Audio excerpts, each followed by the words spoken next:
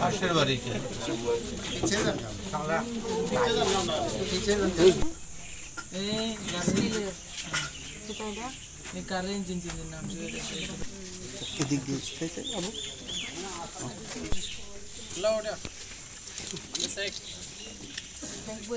যেটা হয়েছে বিগত 1 তারিখ ওকে পরিকল্পিতভাবে আক্রমণ করে গুরুতর আহত করা হয়েছে।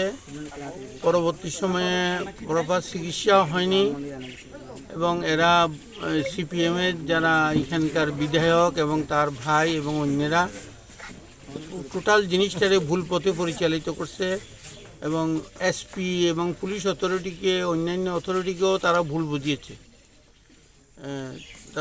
আমরা এই করব যাতে প্রকৃত দোষী যারা এদের যাতে শাস্তি পায়, দরকার বলে আমরা হাইকোর্টও করব। আমি আমাদের এখানে যারা এই আছে তাদেরকে বলেছি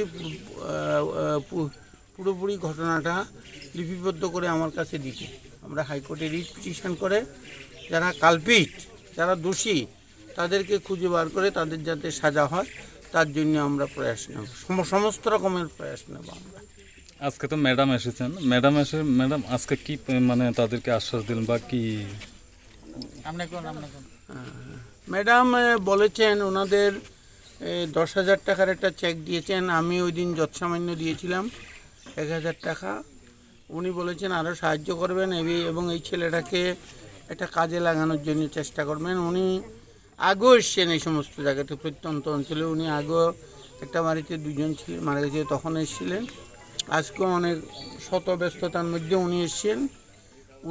আমি অত্র অঞ্চলের বিশেষ করে বিলোনিয়ার বিধায়ক হিসাবে আমিও ব্যক্তিগতভাবে ওনার কাছে কৃতজ্ঞতা প্রকাশ করছি।